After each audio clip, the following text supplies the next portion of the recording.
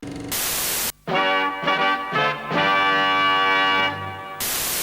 believe in a different concept of football to Don, but that is the way I am. I'm a little bit stupid regarding this type of thing. I'm a little bit of an idealist. I do believe in fairies, and that is my, outlook.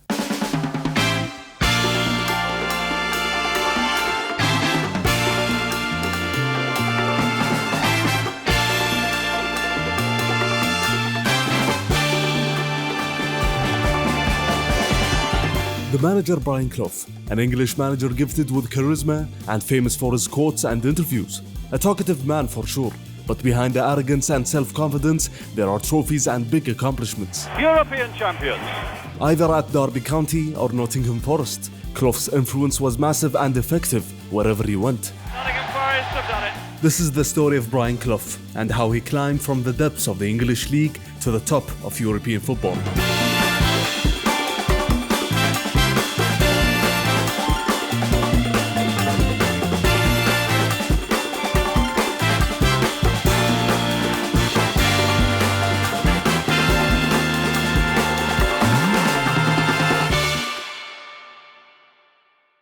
Before Brian Clough, the manager, there was Brian Clough, the player.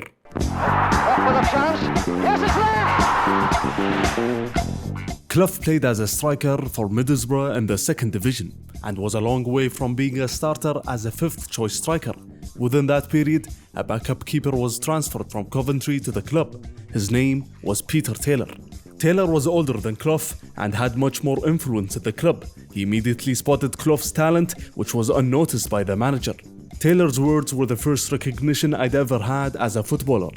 Taylor managed to help Clough in getting some minutes in the first team at age 20, and Clough repaid that confidence by scoring an astonishing 204 goals in 222 matches for Borough between 1955 to 1961. Despite the goals, the team struggled defensively and was stuck in the 2nd Division throughout that period. Despite scoring about 40 goals a season, Clough only managed to earn 2 caps with the England national team. Both came in October of '59, and he never got back. In 1961, Clough finally got his transfer to Sunderland, whom were also playing in the 2nd Division. Their manager Alan Brown taught Clough many key managerial values that he would later make use of down the line as a manager. Alan Brown ran Sunderland from top to bottom. He was the boss in every sense of the word. As Clough said, "If I ever become a manager, this is the way the job should be done." Clough always thought that the manager was the most important man in the club, not the players nor the chairman, and Alan Brown was cementing that thought with each passing season. Unfortunately, Clough's playing career didn't last long, as he tore his cruciate ligaments in December of '62. That injury meant instant retirement in those days. Clough tried coming back 2 years later to participate for the first time in the 1st Division, but only managed to play 3 more matches before retiring at only 29 years of age. A career that saw 251 goals in 274 matches, now retired and barely qualified for anything beyond football. He just had to stay a while in the game he loved. Clough had a chance to manage the Sunderland youth team. After that, he accepted his first managerial job at Hartlepool in the 4th Division at only 30 years of age, making him the youngest manager in the league at that time. His first decision at the club was to bring his friend Peter Taylor as an assistant manager, as it signaled the start of a great partnership.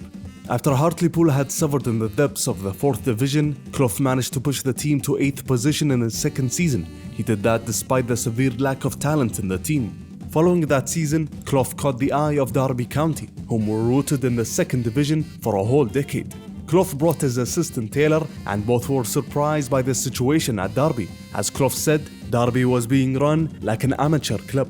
They had a striker named Ian Buxton, who played cricket for the local county team Derbyshire, and because the cricket season overlapped with the football season, they basically had a part-time centre forward. The whole lineup needed major changes, and this is where Peter Taylor shines, the man with a great eye for talent.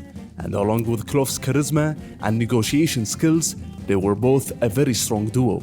Clough always believed that when building a new team, you need to start in the middle.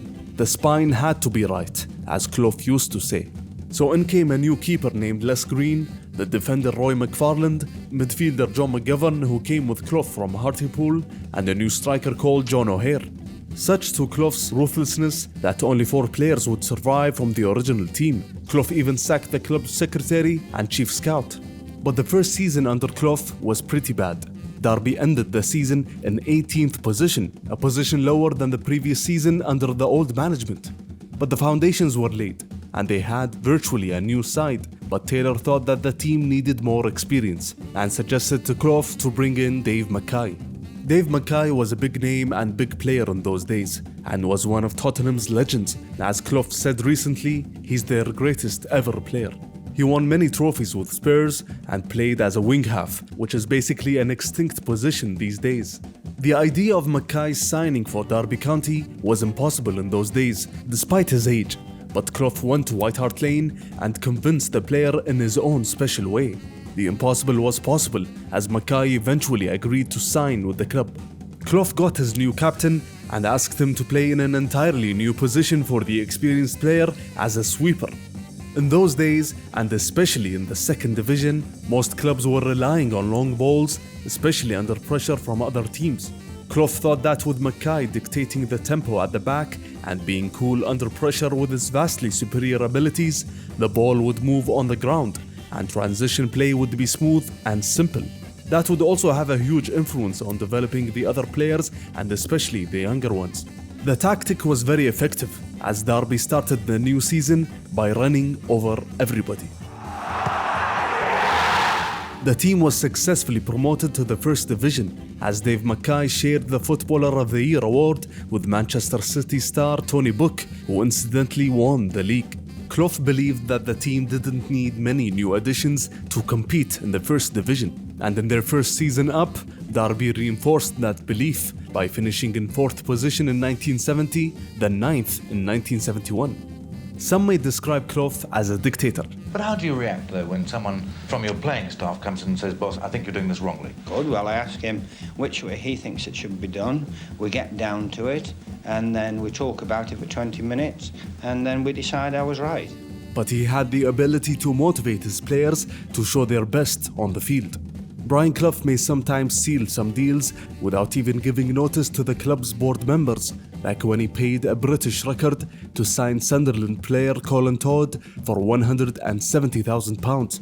But with Peter Taylor's keen eye and Clough's personality, management can't say a thing, especially if the team succeeds, as they have done in the 71-72 season when Derby surprised everybody and won the first division for the first time in the club's long history. They achieved that despite the strong competition from Leeds United under legendary manager Don Revie, Liverpool under the legendary manager Bill Shankly, and fierce competitors Manchester City, especially in those days. Clough had won the first division at only 37 years of age, and by playing a beautiful and clean brand of football. This was a big debate, as Clough often criticized Leeds and Revie's side as being more barbaric and pragmatic on the field. It was obvious that Derby County under Clough and Taylor were on their way to bigger successes in the future. Clough mentioned in his autobiography that they knew Derby were on their way to becoming a major force in English football. In the following season, the team took part in the European Cup and got to the semi-finals after a huge win against Eusebio and his Benfica side. Hector, yes! The team then faced Juventus and lost in Turin by 3-1 because of some controversial decisions. Clough heard that the ref got bribed by the Italians, but nothing was proven after UEFA's investigation. Derby were out of the competition and ended the season in 7th position. A good accomplishment nonetheless, but what will await them in the following season could destroy all what they've built at the club. Well, look, I know perhaps on occasions I've talked too much. I know perhaps that I haven't done things according to the book. But gentlemen, that is my record in 6 years or 7 years or 8 years of management. And this is what you cannot argue with. A combination of Brian's ego, Taylor's pride, and the stubbornness of Derby's chairman, who wanted all the glory for the recent successes, was to be the demise of this great project. Within that period, Brian Clough was a huge TV personality. He took up numerous appearances on various sport programs. He was charismatic, humorous, and said what he wanted in a simple and candid way. His fame even got all the way to Muhammad Ali. There's some fella in London, England, named some Brian Clough. I heard all the way in Indonesia that this fella talks too much. They say he's another Muhammad Ali. There's just one Muhammad Ali. I'm the talker. Now, Clough, I've had enough. Stop it. Well, are you going to stop it? No, I want to fight him. Those appearances started to affect Clough's relationship with chairman Sam Longston.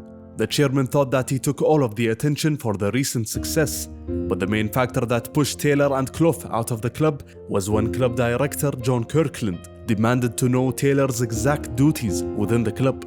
Taylor's pride was shattered and decided to resign immediately. Clough stood by his friend, and on October of '73, the duo resigned, and surprisingly the chairman accepted their resignations. I resigned and they've accepted it.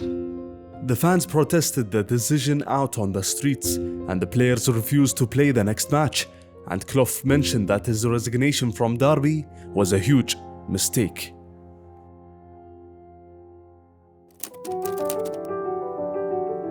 A manager with Clough's abilities could get a ton of offers in the first division, but in reality, Clough destroyed those chances as he appeared on TV on the same day of his resignation and started criticizing all football chairmen for not understanding the sport. A few days later, Clough accepted an offer from Brighton, whom were struggling in the third division. It was the fastest way for Clough to go back to managing, especially in the middle of the season.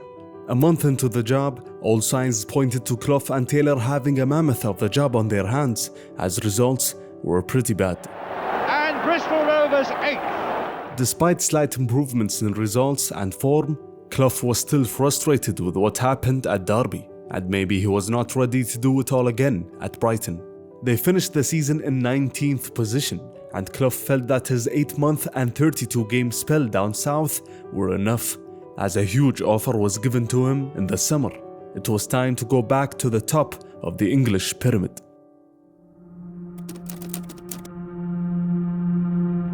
Leeds chairman searched for a successor for the legendary manager Don Revie, who decided to take the England job.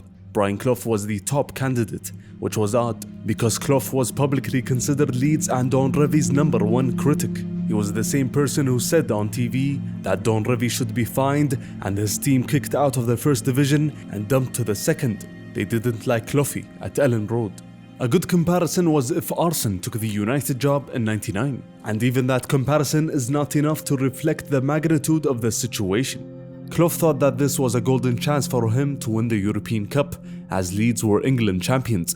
He also thought that he could make the team play in a more attractive and better way from what Don Revie has done in the past. I think they've been champions and they've not been good champions. I can't do better than winning the league because Revie won it last year. But as I've said already, I perhaps can win it a little bit better with a bit of luck. He was ready for the job, but had to accept it without his assistant and right-hand man Peter Taylor, who refused to leave Brighton. When Clough arrived at the club, there were several underlying issues. Several players had unresolved contracts, the team was aging, and Don Revie took his assistant with him to the national team. And the amount of hatred aimed towards Clough inside the club was surprising for the young manager. Clough was alone. Only the coach Jimmy Gordon had his back since their days at Derby County. Brian Clough's first mistake was when he faced the players for the first time and criticized most of them and told them to throw their winning medals in the bin. The results on the field reflected the amount of support Clough had from the players as they lost their first test in the Charity Shield match against Liverpool. The Leeds captain Billy Brummer fought with Kevin Keegan and both were sent off from the match. In the league, Leeds United had their worst start in history as they won 4 points from the first 6 matches. Clough's insistence on changing everything in the club, along with other factors which were out of his hand, meant that on the 12th of September, Clough was sacked, surprisingly only 44 days after he was hired.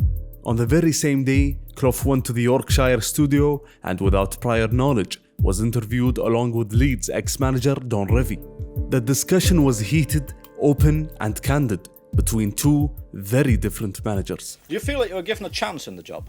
Well, 7 weeks is hardly a long time to be given a chance in any job. I would hope that Mr. Revie would get a lot longer time in his job. You see, you have different styles as manager. It's generally believed, I don't know with what accuracy, that you don't get on particularly well. Now, why is that? I believe in a different concept of football to Don. It can be played slightly different to the way Don plays it and get the same results. Well, I don't know. I think that Brian is a fool to himself. He's criticised so many people in the game whose records stand to be seen. Why did he come from Brighton to Leeds to take it over when you'd criticised them so much and said we should be in the second division for this and we should do this and we should do that? Why do you take the job? Well, because I thought it was the best job in the country. I wanted to have a crack at the European Cup this year. I wanted to win it. I wanted to do something you hadn't done. I wanted to do that, and I want to do it better than you. You can understand that, can't you? Yes. What's going to happen now to Brian Clough?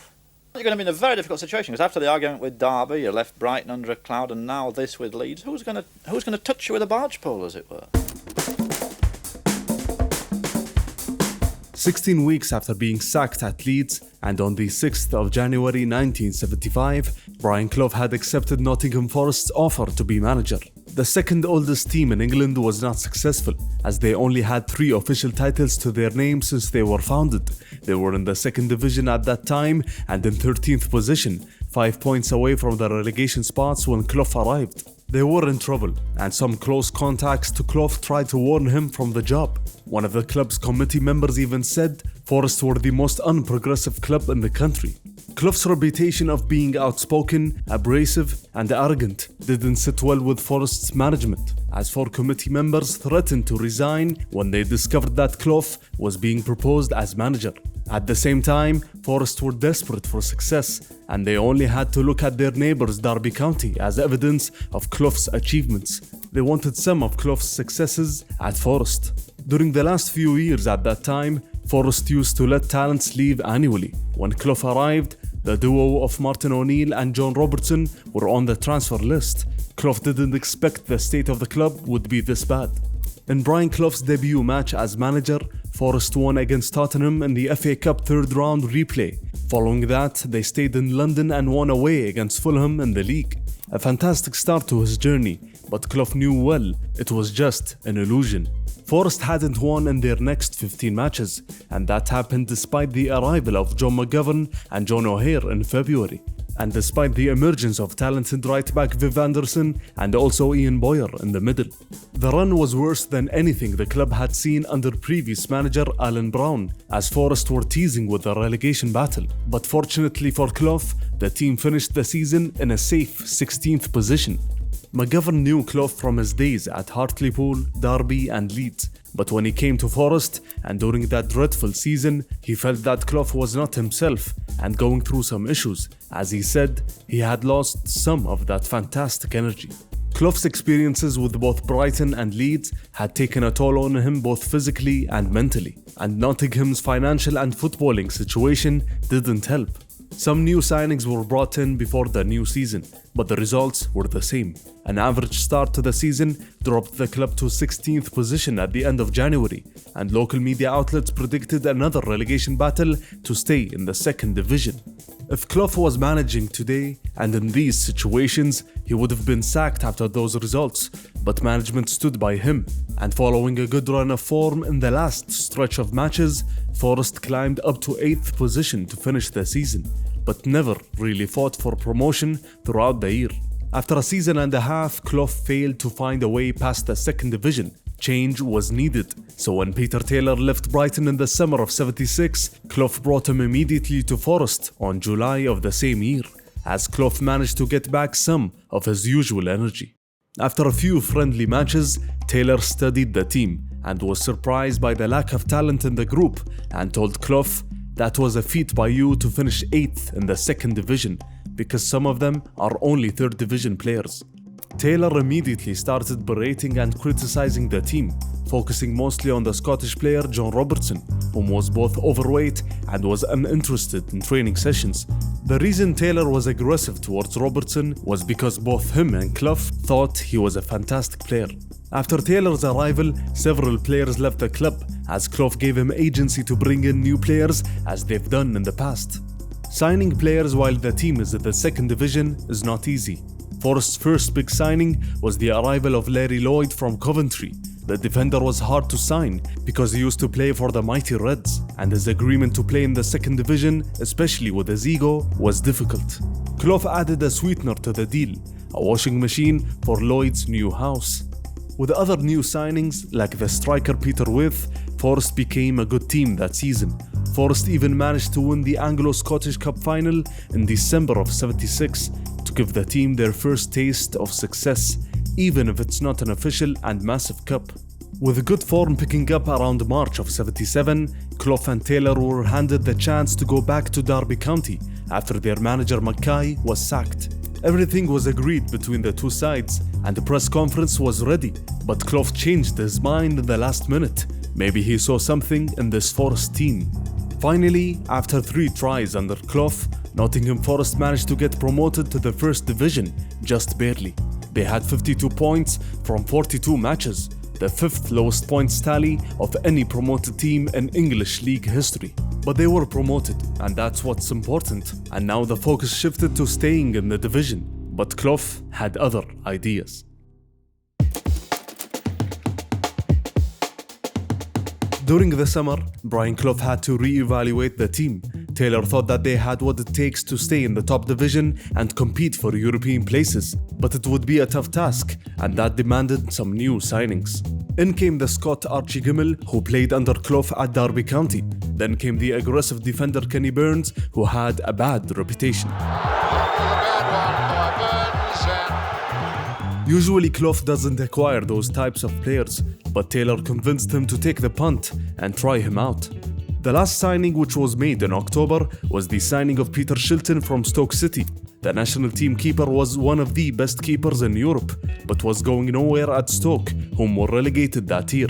He came for £250,000 and became the most expensive goalkeeper in history at that time. In those days, nobody paid anywhere near that fee for a keeper, but Shilton absolutely deserved it, and that showed quite clearly throughout the season. Most media outlets predicted a relegation battle for Nottingham Forest that season. Liverpool were the kings of the land as they won 3 league titles in the previous 5 seasons, finishing second in the other 2. Manchester City had an entertaining side, Ipswich under Bobby Robson was a strong opponent, and FA Cup holders Manchester United had some big names in their team. Those were the real competitors for the league title. In Forest's first match of the season, they played Everton away at Goodison Park. The gap was clear between the two sides, as Martin O'Neill said that Forest played the first 20 minutes in their own penalty box. But surprisingly, the team got in the mood and played much better and managed to leave Goodison Park with the maximum points after winning by 3-1. In the Forest dressing room after the match, the players were stunned when legendary ex-Liverpool manager Bill Shankly came in to give them a team talk, as he said, "Don't just be in the first division, go and win it. Keep playing like that and you can win the Division 1 title." In those days, many promoted teams used to get that first surge of energy and luck in the first few matches, but after defenders around the league adjusted to them, they quickly fall. Forest were different. They had a chance in every match because they insist on playing an attractive and simple brand of football. Suddenly, their nerves turned into self-belief as Forest were top of the table after their big 4-0 win against Ipswich in October. Throughout English League history, no promoted team had ever won the Division 1 title in their first season up, since Ipswich in '62 and Tottenham in '51. But both were promoted from the second division as champions. So in essence, no team has ever won the Division 1 title in Forest's position in the 77-78 season. But the Reds' positive results didn't stop, and the pundit Bob Wilson famously said that it wouldn't be long before Forest's bubble would burst. Clough used that statement to ignite his players, and it worked. Burns and Lloyd were forming one of the best defensive partnerships in the country, John Robertson was sizzling defenders left and right, and Clough and Taylor were piloting the ship beautifully, and more importantly, very simply. Forest's style of play and tactics were very simple. Most players under Clough have talked recently about the simplicity of Clough's tactics. Simplicity. Simple. We never tried anything difficult. Free kicks, shoot. Indirect, touch it side and shoot. Pure simplicity. But behind this simplicity, there was a clear understanding of the talents he had. Clough had a great ability in picking the right setup and style of play that suits his players. We reduce things perhaps to a little bit of simplicity where other managers might, find them complex. Even the training sessions were simple. A bit of jogging in the park, 5-a-side sessions, and Clough put a lot of weight in rest. He even got into several arguments with his players when he learned that they were training on scheduled rest days. In the 70s, succeeding on the field depended on the amount of work you do in training. All teams wanted to train more, but Forest took an entirely different approach, and nobody complained because the results were positive.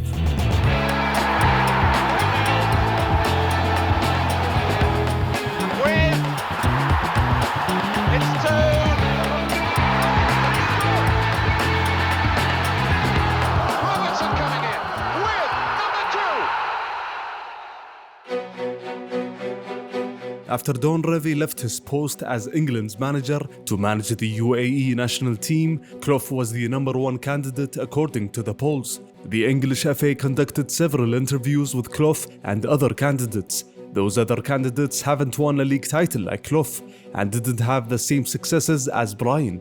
But the FA preferred somebody more tempered and could be controlled.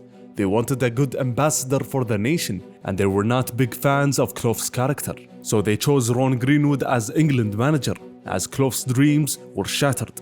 The club was obviously pleased, as Clough was only 42 years old and managed to build a very strong team. Clough then sent a clear and strong message to the English FA in the following match, as Forest went to Old Trafford and destroyed United, as they won by 4-0.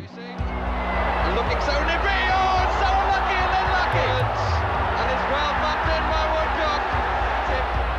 And it's got to be 3, and it is. And on the keeper, and this time number 4. Manchester United buried in their own backyard. This was the match that gave the players the belief that they could actually do the impossible and win the title. And one of the big factors of this success was the Scottish player, John Robertson. John Robertson by the Ipswich defence.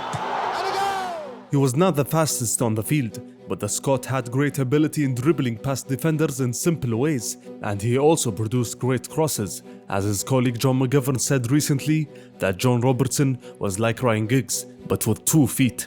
He was the star of the team, no doubt, and when he gets tightly marked, he isn't selfish and can pass into the open spaces to create dangerous chances for his teammates. Slowly but surely, Forest were becoming a strong foe for the mighty Reds, and they proved that in the League Cup final at Wembley. Liverpool were European champions and just got to the European Cup semi-finals before this final. And despite a blip in form in terms of league matches, a match at Wembley for Liverpool was basically just like a match at home in Anfield. But thanks to the young goalkeeper Woods in the Forest goal, Clough's team managed to withstand the pressure and get a goalless draw. Going a long way forward, good save. Oh, what a good save. The replay match saw the two teams play at Old Trafford, as Forest got a very controversial penalty as Robertson managed to successfully convert it. As Forest succeeded in lifting their first major trophy in 2 decades, as the path to glory started here. Their form continued soaring in the following months as the league title was becoming a reality. They only needed a point at Coventry in April to seal the title. The keeper Peter Shilton played an outstanding match to make it a goalless draw between the two sides. Wallace. In goes Ferguson. Oh, what a save by Peter Shilton. And for Forest to lift the Division 1 title with an astonishing 4 games to play. The team hadn't lost since game week 17 up to the end of the season, and no team had ever won the title conceding fewer goals at home, as Forest conceded 8 goals in their 21 home league matches at the City Ground. Kenny Burns was voted Player of the Year by the Football Writers Association, a player once labelled a hooligan of the game before playing under Clough. Liverpool finished in second with 57 points, the same amount of points that gave them the league title in the previous season. Forest became the first team in history to win the double of the League Cup and league title, and Clough had done it by using only 16 players. The consistency of the squad was vital to develop a good rhythm in terms of passing schemes and to deliver positive and attractive football for the masses. And Clough became only the second manager in history to win the league with 2 different clubs. We've done it how I would assume everybody likes to do their job. nicely, honourably and well. Forest had accomplished something historic, an accomplishment that has rebuilt Clough's reputation after the disasters at Brighton and Leeds. A big shift had happened in English football, as Forest were threatening the throne of the mighty Reds. But with the arrival of the new season, Clough had several problems. He took the decision of selling the top goal scorer of the team, Peter Withe, to Newcastle, whom had a great partnership with Tony Woodcock up front, but his relationship with Clough had gotten sour. The results in the beginning of the season reflected Forest's striker problem: 6 draws in the first 7 matches and a single goal in the first 4. All those problems came before the draw had announced that Forest were to face Liverpool in the first round of the European Cup. The holders Liverpool had competed in Europe for 14 consecutive seasons at that time, so it was absolutely the worst possible draw for Forest. The mighty Reds had started the season exceptionally well, as they destroyed Tottenham by 7-0 and wanted to win the European Cup for the 3rd year in a row. Forest's chances didn't look good, but Clough saw it in a different light. If we were going to win it, we were going to beat Liverpool at some stage, so we might as well get it out of the way in the first round. But all media outlets expected a comfortable win for Liverpool. Clough appeared on TV to discuss the draw and looked very, very calm. The European Cup. Well, obviously the first thing is it feels very, very heavy. Yes. But, you know, if we can get it at the end of this coming season, it'll feel like a feather. Really, are you going to cope with Liverpool next weekend? What are their weaknesses? Well, the weakness is that they couldn't score a goal against us last season. That's not a bad one for a start, so don't ram 7 goals down my throat and anybody else's. Although Forest successfully broke Leeds United's record after going 35 games unbeaten in the league, Forest were still struggling to score and had a lot of draws. That's why Clough summoned an unknown striker named Gary Birtles, the player who was stuck in the reserves and only 3 years earlier was playing non-league football and was working in tandem as a carpet layer. The match against Liverpool in the first round was upon them, as Clough started Birtles, whom was unknown to the Liverpool players. And despite the bad start to the season, Forest were a different team in that match. Birtles has got it! His first ever goal for Nottingham Forest. Great skills in cross Woodcock, and a superb goal from Barrett. Forest won the first leg, and Birtles scored his first for the club. In the away leg at Anfield, the atmosphere was intimidating, so Clough asked his players to do their warm-ups in front of the Kop stand to settle the nerves before the match. And the 4-4-2 played by Forest was effective in maintaining their lead. The whole team put an outstanding shift to end the match in a goalless draw. And since Forest got promoted, they had faced Liverpool 6 times and never lost once. Forest then faced Greek side Athens in the second round, whom were managed by legendary player and manager Puskás. Clough's men won by a big margin. Forest then extended their unbeaten run in the league to 42 matches before a new encounter with Liverpool at Anfield. The Reds overcame their boogie team this time by 2-0, as Forest's unbeaten run had ended, and more importantly, Liverpool were pushing away in the league standings. Forest still had the European Cup and League Cup to compete in, so Clough wanted a few reinforcements, and came the talented striker Trevor Francis for a record fee, as he became the first £1 million player in history. But he was not eligible to compete in cup competitions because the transfer occurred in the middle of the season. Despite that, Forest managed to overcome the Swedish side Grasshopper, the side that defeated Real Madrid in the previous round. And Clough's men successfully retained the League Cup title after winning against Southampton in the final. And another one, Tony Woodcock. The team was physically tired, especially in the first half, and it could be because Clough randomly invited the players in the hotel to drink a lot of champagne the day before the final. Forest then faced German champions Cologne in the semi-finals of the European Cup. The assistant Peter Taylor had scouted them beforehand and told the players that they were not as good as Forest. But the beginning of the match pointed to another reality. Good ball into Van Gool. Good drive and a goal. Yes! It's 1 against 1. Van Gool against Schultz. And now it's Muller to score goal number 2. Oh, my goodness me.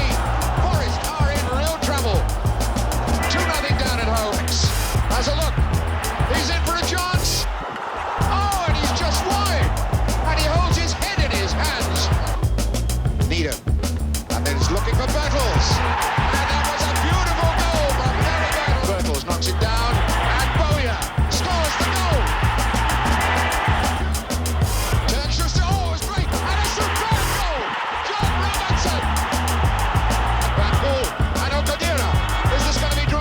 first touch. Oh, yes it is! Oh my goodness me! What a way to come on as a substitute! There it is. A tremendous mountain now left for Forest to climb in the European Cup if they're to go to the final in Munich on May the 30th. We're despondent, obviously, not going to Cologne with a lead, but far from out of any competition. I hope anybody's not stupid enough to write us off. At that time, no team had ever reached the final after needing a win in a European semi-final away leg, but Forest insisted on creating history. Flicked on, there's Barrier! Yes, he's got it! Barrier just inside the 6-yard area and looking at his watch, and Nottingham Forest are in the European Cup final. From the depths of the second division 2 years prior to the European Cup final, an achievement that will never be repeated. Back in the league, Liverpool sealed the Division 1 title, despite Forest's good run of form in the last months, as they were runners-up with 60 points. That tally of points were enough to win them the league in 5 occasions in the previous 6 seasons. It's still a great achievement for Forest, but it was about to be much, much bigger. Their competitors in the European Cup final were Swedish side Malmö, the team that failed to get out of the first round in the 7 previous seasons. Forest were favourites for once. Some injuries in the squad pushed Clough into making changes, and after 3 months had passed since his transfer, Clough managed to pick the striker Trevor Francis, who was eligible to start in the European final. The setting is both original and superb, and one really couldn't ask for a better evening for a game of football. With Nottingham Forest about to get the 24th European Cup final underway.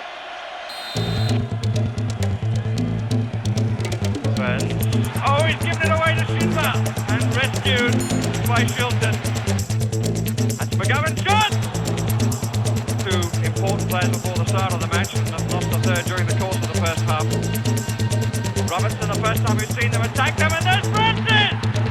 And Trevor Francis, the million-pound man, and returns a great deal of the check. Burton, but here's Robertson, and he hit the post! Must have remembered the first half. But it doesn't matter anymore. Nottingham Forest have done it. Not the victory that they were looking for. They don't mind about the score. They're only concerned about the fact that the European Cup dwarfing John McGovern. Larry Lloyd, who left Liverpool rather hastily perhaps, was in the wilderness for some time, smiles as John McGovern holds the European Cup aloft. The match had ended and Forest had done the impossible, and around 300,000 fans waited to welcome their team. It was a reality, and Clough wanted to continue the story with another impossible achievement in the following season.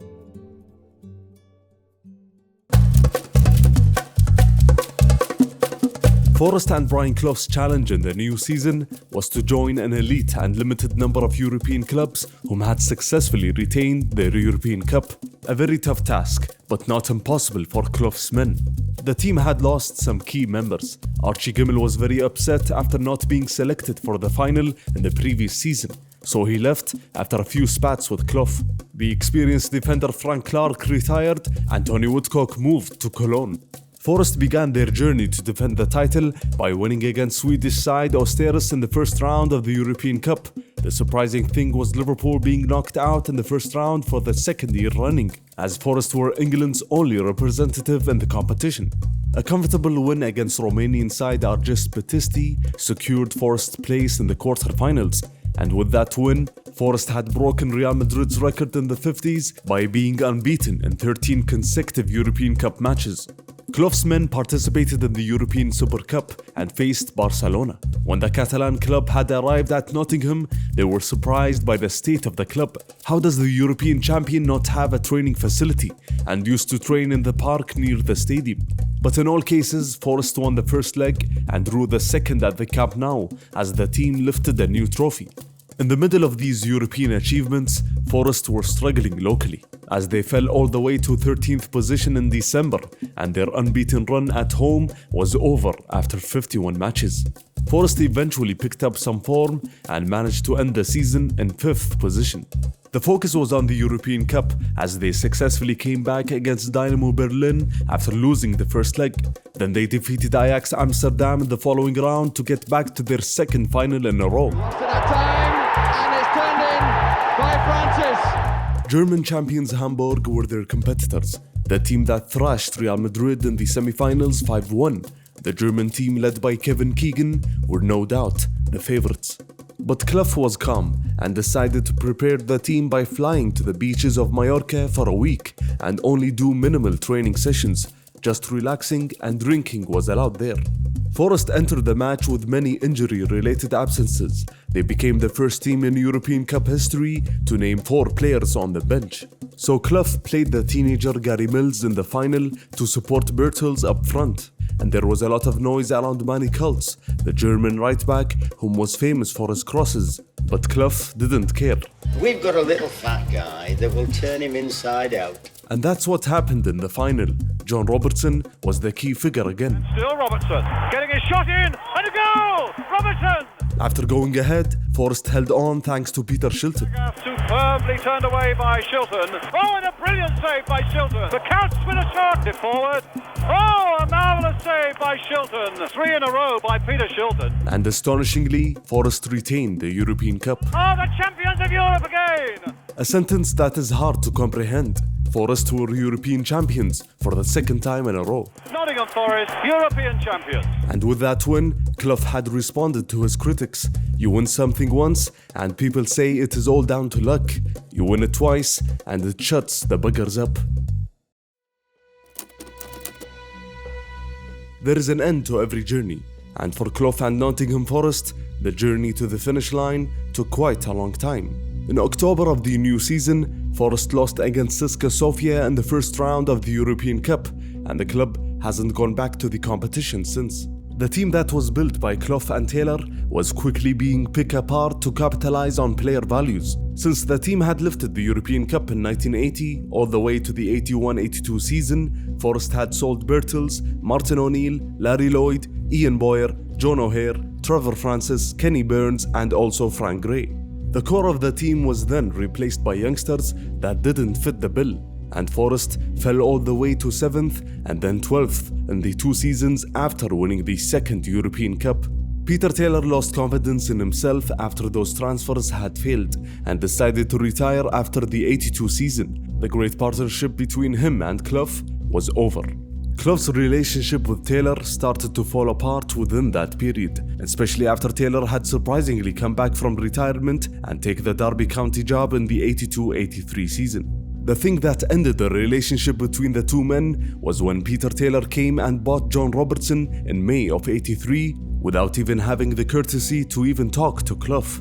That's it. I'm finished with him. I'll never speak to him again. Although disappointed, Clough did take it as a challenge at first, given that many in the media at that time commonly expressed that Clough would not be able to succeed without Taylor. But Clough immediately managed to gather good people around him in the coaching staff, and in the years after Taylor had left, he managed to get 3rd position in 3 occasions, runners-up in the FA Cup, and got to the League Cup final 3 times and won it twice. And even got to the semi-finals of the UEFA Cup, but lost against Anderlecht after several contentious refereeing decisions. He missed Peter Taylor's great eye for talent, but Clough managed to get in many good players within that period. Players like Stuart Pearce, Des Walker, Neil Webb, Lee Chapman, Teddy Sheringham, Roy Keane, and Clough's son Nigel. But despite these successes, Clough said in his autobiography that he regretted not retiring after he lost in the FA Cup final in '91. Throughout his career, it was the only local competition he never managed to win. Paul Stewart scores, and there it is. Tottenham Hotspur have won the FA Cup, and Brian Clough has failed at his 34th attempt. He regretted that decision because of what happened later in his career, as in the late 80s and early 90s, Clough struggled with his alcohol problem, and that addiction started to affect all aspects of both his personal and footballing life. And the sudden news of Peter Taylor passing away in 1990 had a big effect on Clough as well, as he regretted not talking to him throughout those years. And all of that was reflected in Clough's last season as manager. In the inaugural Premier League season in '92, Forest were in a safe position. 8th in the previous season meant that pushing for European spots the following year was not out of their grasp. But what actually happened was way worse. Despite winning against Liverpool in the first match of the season, the problems started here. The man who scored the only goal, Teddy Sheringham, left for Tottenham, and Clough's mistake was not in selling the player, rather not replacing him properly. And England's right back Des Walker left for Sampdoria in the summer, and the captain Stuart Pearce was involved in several contract negotiations demanding a raise in salary. Clough refused to give him what he wanted, and throughout the season the captain, who usually gave all he had, was distracted, and with other injuries in the team, Forest were destined to struggle immensely. After winning their opening match of the season, Nottingham Forest played a total of 20 league matches and managed to win only twice. That pushed them to the bottom of the table, 6 points from safety. The tactical innovations in football within that period were a factor as well, as Clough didn't change his tactics and solely believed in the method of motivation to get the best out of the team. Form did pick up with the new year, but Forest's destiny was sealed in the last couple of months, as Clough decided to finally retire as a manager.